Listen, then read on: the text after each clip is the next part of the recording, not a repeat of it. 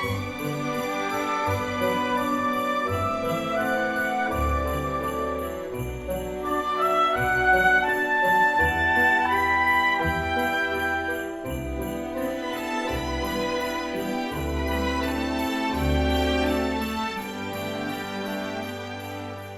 everybody, I'm Jim Richards. I want to welcome you to this week's Cyber Church broadcast. You know, every year at Christmas, I just have tremendous compassion come up in my heart for the many people who really don't enjoy Christmas because of bad experiences growing up. Or, you know, there's some people that don't experience or don't enjoy Christmas just because they've never really discovered the value of making connections. There's a lot of reasons you don't enjoy Christmas. But I want to help you if you're struggling with any kind of holiday depression. Now, I'm telling you what, one of the greatest battles I had to fight because I faced it every year for decades was holiday depression. You know, before I came to Jesus, I would start drinking and drugging about October so that I could skip past Thanksgiving and Christmas, and sometimes even past Valentine's Day, and I'd sober up, you know, about May.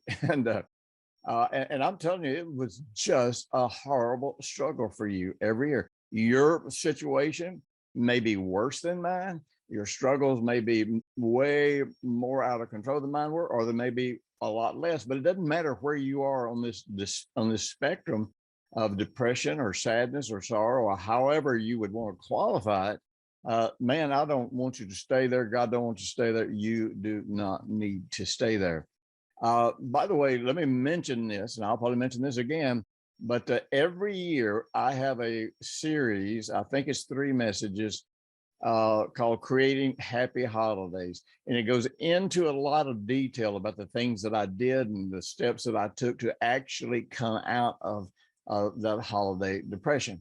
Now, I want you to know it is still, Christmas is still not a big, exciting thing for me, but it is an enjoyable thing for me. And my issues that I face now that I think I have under control, they're not really related to Christmas. Many of you have heard my story. You heard me talk about this, how that you know, growing up, you know, I had an alcoholic father, and then when my and he was pretty violent. And when my mother remarried, she married a man that turned out to be more violent than my father.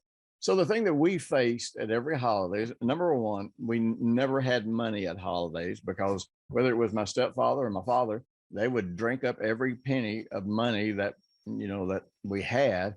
And so Christmases were pretty slim. And my mother worked really hard to try to uh, help us have some kind of enjoyable Christmas. And, you know, I can remember the one Christmas in my life that I actually enjoyed was the Christmas between my father leaving and my mother getting remarried. And I'm telling you, it was so wonderful not to have all this chaos and strife going on. Because basically, what would happen would be every Christmas, the drinking would start, and at some point in any get together, it was just a matter of time before these redneck relatives of mine, they would all end up in a fight and beating on each other, cussing each other. It would just be horrible. I mean, sometimes there'd be blood all over the floor and all that kind of stuff after it was over because of the incredible violence. And then another thing about Christmas that I deeply dislike, and that is spending time with relatives that I didn't know. They didn't know me. You know, many of them I did not like. Many of my father's relatives, they hated us because, you know, my dad had been married before, and they came from a Church of Christ background. And so in their eyes, he was going to go to hell because he got married again, and they blamed my mother for that. And so there was never goodwill between hardly any of my relatives that were very far away. Of course, you know, the one bright light, and you've heard talk about my life, was my uncle. He was always a good influence when he came around. And of course, then there was my grandmother that I lived with on and off, and she was mentally disturbed, and that would probably hurt all of her kids and grandkids that are still alive. It probably hurt their feelings, but I lived with her. She was emotionally and mentally unstable, and but she did a lot of good things for us, and so there was an effort. But once you go through enough pain, once you go through enough disappointments, eventually it just does something in your heart where you're always expecting something to go wrong. And like I say, I despise being around people that I don't know and that I don't like, and trying to share intimate moments with them. So for me, there were several challenges wrapped up in this thing. And so Brenda and I get married, and Brenda loves Christmas. And I'm thankful that she did, because Brenda put an incredible amount of effort into making sure that our children, our family, and eventually our friends could have a really, really good Christmas.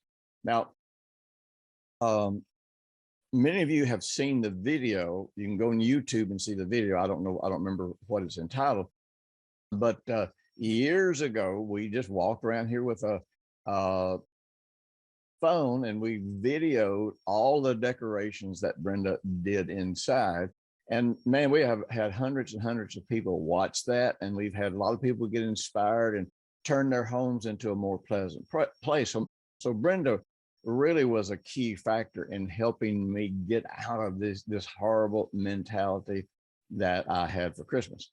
But anyhow, even though she put forth this effort, I still want you to know that there were still incredible struggles. When we first got married, I didn't get drunk anymore because I was a believer and I was a minister. But at the same time, I really, really struggled through Christmas.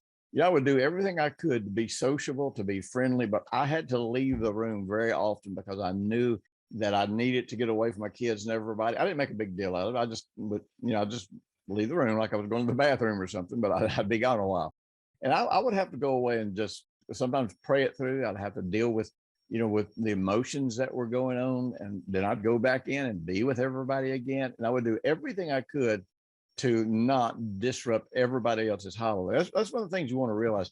Just because something is bad for you doesn't mean you have to make it bad for everybody around you, because then every time you make a holiday or anything bad again, then that becomes a part of the collective sense of how you feel about you and that holiday. And so you will get more and more angry. You'll get more and more depressed if you are hurting and destroying the holidays for other people around you. So anyhow, there's some real simple things that I want to point out to you, and I want to encourage you in. One of the reasons, again, that we have bad holidays is, number one, experiences from our past. Number two, we tend to uh, recreate the same traditions that our families had growing up. And so people try to duplicate a holiday based on how they had it growing up. Now, here's the thing. It's not 1955 anymore, so I'm not trying to have a 1955 Christmas. I've got a house full of kids and grandkids, and so it's a whole different dynamic. And so one of the very first issues you need to say is, I do not need to duplicate or repeat tradition. I need to get with my family and figure out what traditions they will enjoy the most. Here's a really, really simple thing. Of course, Brenda and I, we grew up with a house full of kids, and then eventually we had a house full of spouses, and then we had a house full of grandkids. And as many of you know, and I'll talk to you a little bit about it in a few minutes, we always invited hurting people that were divorcees, people that were widows or widowers, people who did not have family here, people that were single. And we did not want them spending holidays alone. So, we always, I don't think we ever have had a Christmas or a Thanksgiving with any less than 25 to 30 people here. And there were times that it would be several hundred people, and we'd have to host it somewhere else. But one of the things that we did that was so simple, and I didn't want Brenda just killing herself every Christmas, every Thanksgiving, just working herself to the bone. Now it's hard to slow her down when she works, but one of the big things that we did is, for example, on Christmas Eve, instead of having a meal, we just have soup. And so her and the girls would cook a bunch of different kind of soups that the whole family likes, and people would drop in, and family will drop in, and we'll eat some soup together. We'll sit around and visit for a little while, and then we don't make it a big deal, and then we let them go spend time with the rest of their family, with their spouses' families, the way that they want to. But we just started finding ways. In the beginning, Brenda wanted to cook a great big meal at Christmas, a great big meal at Thanksgiving, and it's like, no, if you're not going to enjoy this, if you're going to work so hard you can enjoy it, no, then this is not what we're going to do. And so, talk to your family and just ask them how they would enjoy celebrating Christmas. Now, we know that Christmas has become a total commercial nightmare where you feel pressure to spend more money than you make. You feel pressure to buy expensive gifts for your kids, for your grandkids, that sort of thing. But I want to give you the positive principle about giving. But before I do, I want to say this: you don't have to give gifts. As a matter of fact, we ask our kids not to purchase gifts for us. Now, many of them still will if they have finance to do it, but we don't want them to. We want them to spend money on their kids. We've had a great life. We do all right for ourselves. Why in the world should our kids be spending money?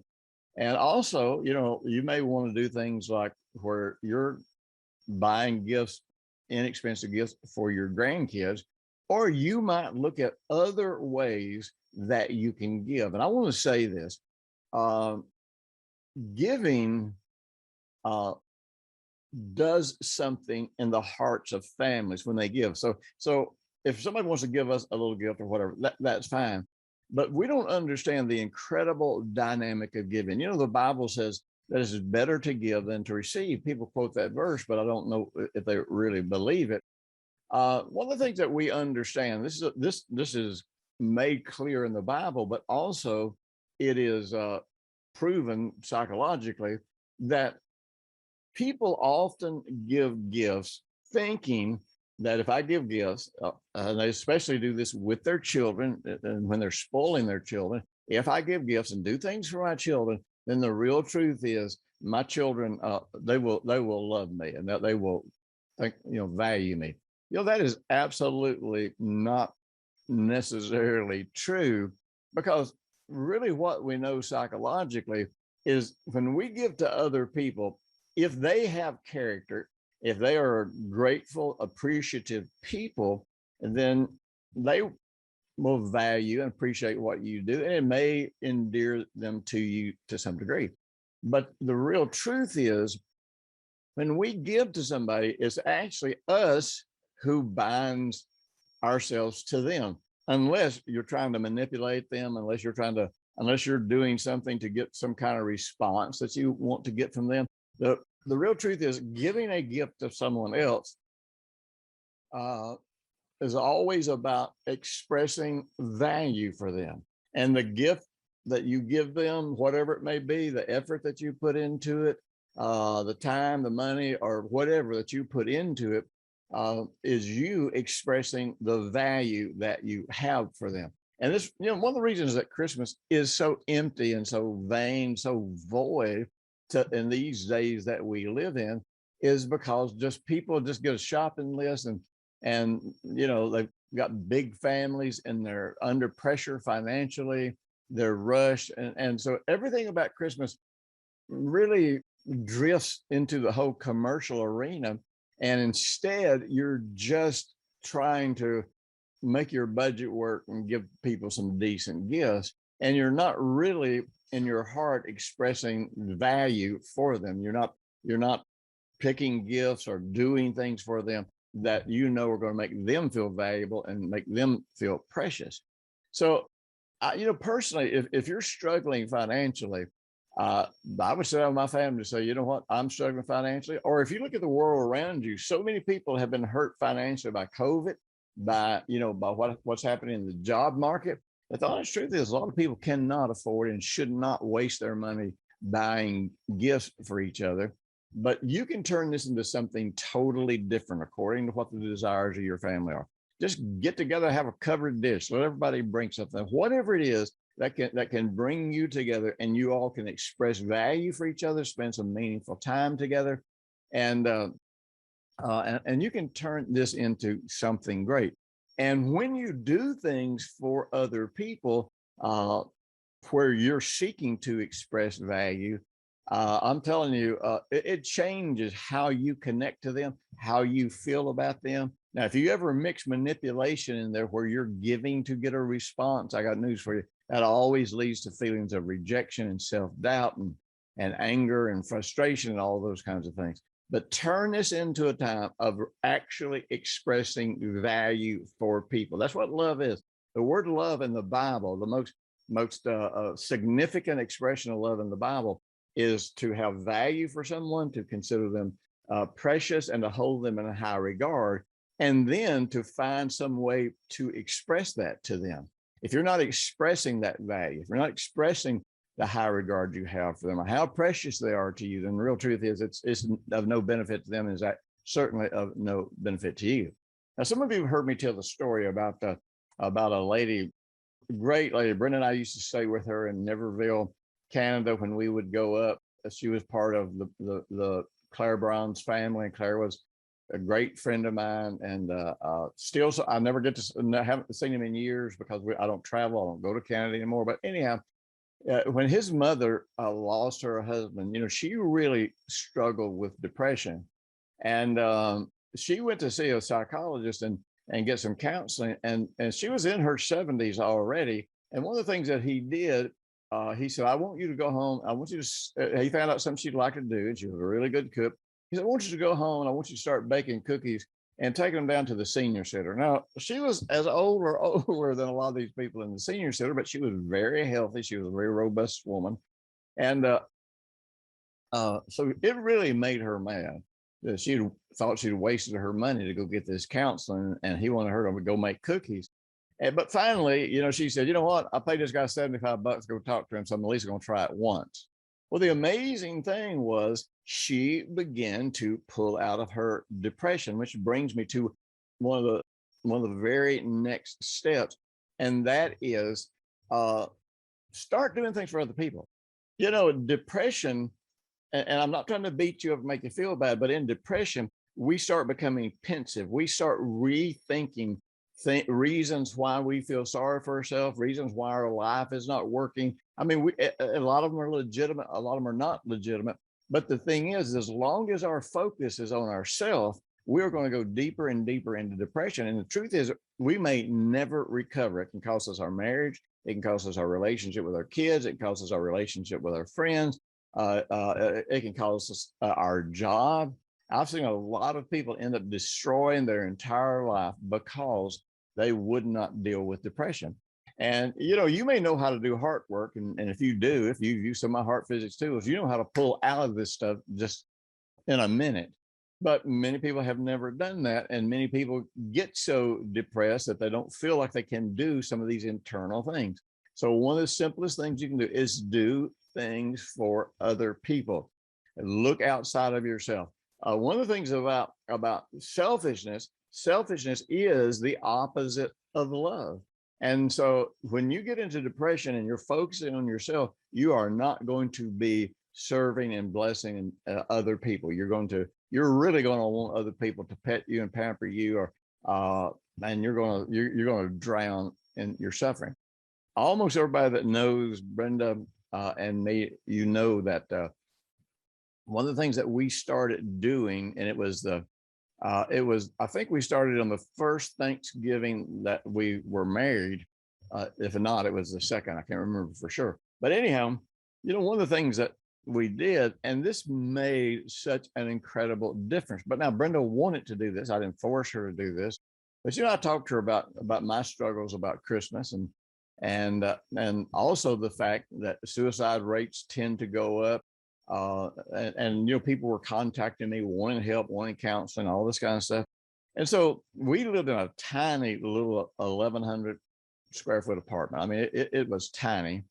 And and we didn't have any money. I'm telling you, we were so broke, but we scrounged around and got everything we could. And we invited singles, widowers, divorcees, people who had no family in Huntsville. And we cooked or Brenda cooked a meal for them. I mean, I helped as much as I could, but we turned this into an opportunity to reach beyond ourselves and touch and be a blessing to other people. And I'm telling you, those people came, and our dining room, our tiny little dining room was full. People were sitting on the couch. People were sitting up the steps. People were standing up in the kitchen. We probably had maybe 20 people there that very first time. And so by stepping out of ourselves and by seeking to be a blessing to other people. And again, we made sure everybody understand do not bring us any gifts. This is, we just want to have a time of fellowship and friendship, get together. And we did. An interesting thing happened right after that. Now, I was in the throes of this kidney disease that I had. And I'm telling you, it had completely destroyed me financially. I had no insurance through most of it. I was on experimental medication that back in the 80s cost $125 a day. And man, we were broke. Plus, we were trying to feed kids and all kinds of things. We were just sucking every dime we had. I'll never forget one of the single ladies that we invited to this first thing.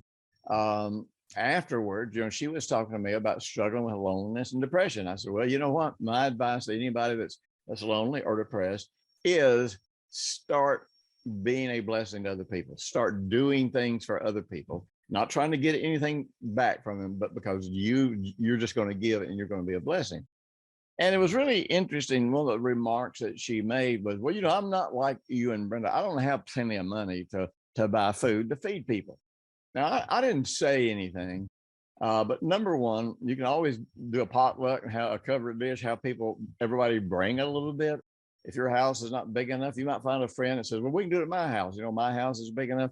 But what was so very interesting about that is she didn't realize when our friends left on that Thanksgiving day, we didn't even have enough food left to last 2 or 3 days. I mean, we barely had enough food left to provide lunch for our children at school the following week. And it's not about the resources you have. The thing is, when you commit yourself to do something, when you choose to do something, I'm telling you, somehow or another, you can always find the resources that you need to do it. And like I say, many times it's going to be people who pitch in, or it's going to be other people that help, or it's just going to be you discovering and finding the resources and being willing to use them. I will tell you one more gift. I mean, the emotional gifts are the ones that really transform people. I used to tell our ushers, our staff, everybody that worked with me in my ministry, I would remind them continuously. It is really, when people walk out these doors, they're going to forget most of what I said in any sermon that they heard me preach. But I tell you what, they won't forget.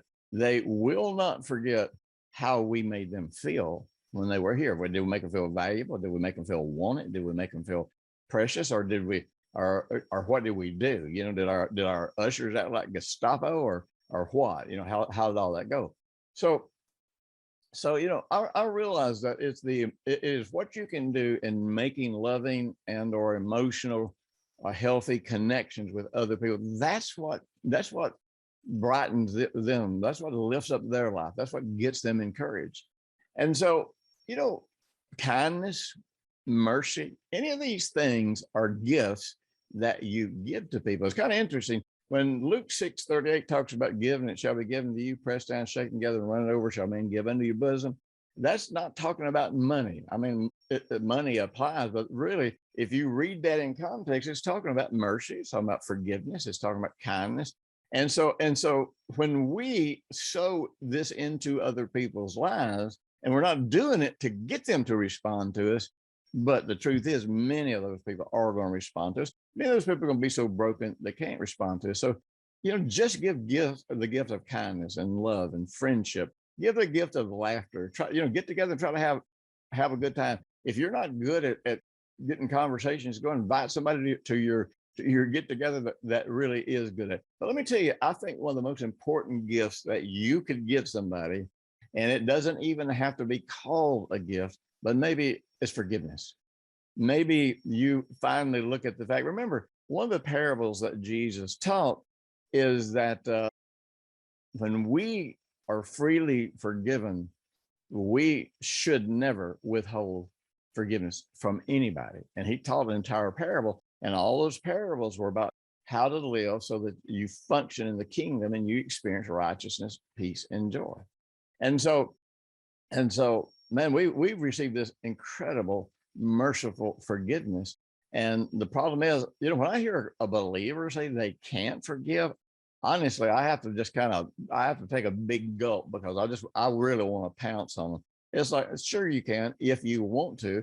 Either that or Jesus is an idiot or a liar, because Jesus basically said, look, don't tell me you need faith. And this is in the book of Luke. I think it's 17, Luke 17. Don't tell me you need faith to forgive somebody. He says, if you got faith like a grain of mustard seed, you can say this tree be plucked up and it'll be plucked up by the roots.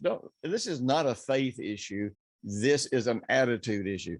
And forgiveness is not saying that what they did is all right. The truth is, the first step in forgiveness is you sending away the offense. You choose, I don't want to be offended by that anymore. Now, I'm not talking about getting involved with people that are hurtful. I'm not going to go back and get involved with people that are abusive. But first and foremost, send it away from you. And really, if they need the burden of guilt and shame lifted off of their shoulders, forgive them. Just call them up and give them the best Christmas gift that they may have ever had. Don't explain yourself. Don't try to say, now, this was your part, this is my part.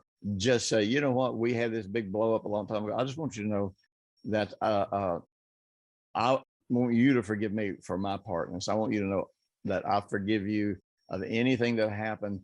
And because sometimes people don't really realize they need to get forgiven. But can you imagine maybe some of the places where you have hurt people in the past, you've done them wrong, and they were to call you and say, you know what, I prayed this through. I just want to forgive you. I want you to experience the goodness of God.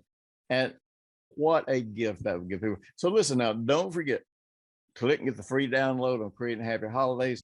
And if you're struggling with emotional depression, sorrow, sadness, I go to my website. I've got all kinds of free videos. Plus, I've got hundreds of audio series that will teach you how to walk through these emotional issues in a way that is incredibly, incredibly easy and brings incredible victory. So you decide you're going to have a great holiday, and then you invest in yourself and in other people and find the way that's going to work for you and your family to make it happen. Listen, God bless you. I'll be talking to you again next week, and you don't want to miss it.